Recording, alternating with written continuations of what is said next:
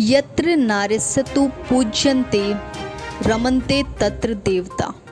अर्थात जिस कुल में नारियों का सम्मान सत्कार होता है उस कुल में देवता विराजमान होते हैं।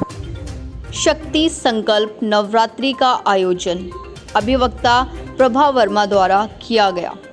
नई दिल्ली के पंजाबी बाग में अष्टमी के अवसर पर पंजाबी बाग की आम आदमी पार्टी वार्ड की अध्यक्ष हाई कोर्ट की वकील प्रभा वर्मा ने नारी के सम्मान में सभी संकल्प पत्र हस्ताक्षर किया।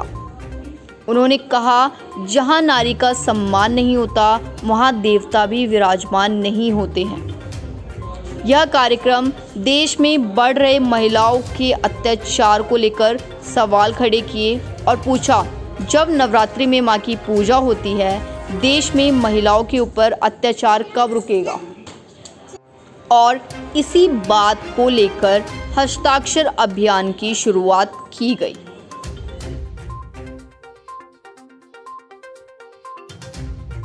आपके साथ घर में कोई कुछ भी सास है, ससुर है, गली मोहल्ले में कुछ भी है, हम बहुएं हैं, हमारे साथ अत्याचार हो रहा है, या भी हाथरस में ऐसा हुआ है कि मनीषा जो गुड़िया थी उसके साथ कितना गंदा दुष्कर्म हुआ है ना। लोग उसके लिए आवाज़ उठा रहे, हम लोग आवाज़ उठा रहे।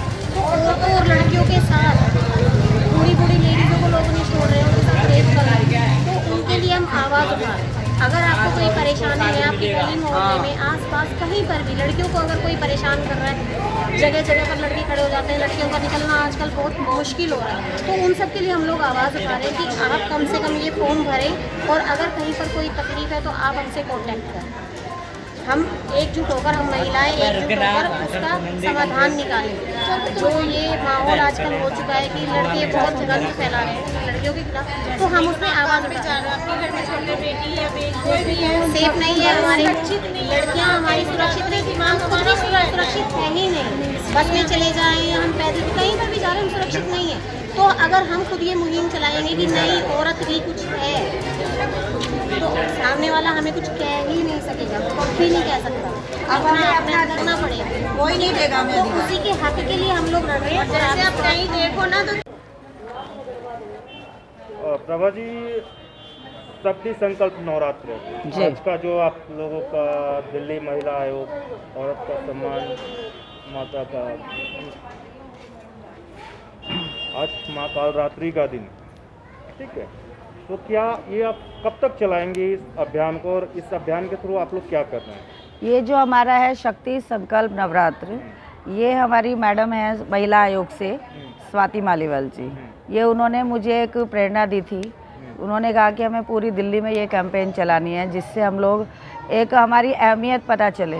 हम लोगों के साथ जो अत्याचार हो रहे हैं, बच्चियों के साथ जो अत्याचार हो रहे हैं, उनके साथ रेप करते हैं, मार डालते हैं, हमारा ये मोटिव है कि औरत का सम्मान जहाँ, माता का आगमन वहाँ। तो हमारा यही उद्देश्य है कि लोगों के दिमाग में जो उनकी मानसिकता ख़राब हो चुकी है उसको हम कुछ तो उनको दिमाग में उनको ठीक करने की कोशिश करें। कोशिश ही कर सकते हैं, इससे ज़्यादा तो हम कुछ नहीं कर सकते। अगर कोई ऐसे कड़े कानून बनते हैं तो हम तो ये चाहते हैं कि एक हमें तो आप एक वकील हैं और नहीं हम लड़ रहे हैं उसके लिए। अगर ऐसा कोई कानून आ जाए ना, क्योंकि दिल्ली से बाहर एक राज्य में ये हो चुका है, कौन सा राज्य था वो, हाथ नहीं वहाँ पर क्या था, उन्होंने पिस्टल, हर लड़की के पास एक पिस्टल के लिए आदेश हो चुके हैं। उस पिस्टल को जो लड़की के पास होगा वो दूर से ही डरेगा, उसको रेप करना तो दूर, उससे आँख उठाकर भी नहीं देखेगा। तो हम ये चाहते हैं हमारे हथियार हमारे पास होने चाहिए, हमें अपनी इज्जत खुद बचानी है। आपने ठीक है कि आप अपनी सुरक्षा के लिए अपने पास, हम चाहते हैं हमें एक हथियार प्रोवाइड हो। ठीक है, लेकिन सवाल यहाँ उठता है कि इस देश में हर 15 मिनट में एक क्राइम होता है, नेशनल क्राइम ब्यूरो के हिसाब से उसके कुछ केसेस फर्जी भी आते हैं। हाँ जी, आप इसको किस तरह से देखते हैं? नहीं, फर्जी केसेस तो बहुत आते हैं, उसके बारे में हम कुछ नहीं कह सकते। कहाँ से हम लोग इंक्वायरी करेंगे? जो सच है वो दबा दिए जाते हैं, वो सामने नहीं आते हैं।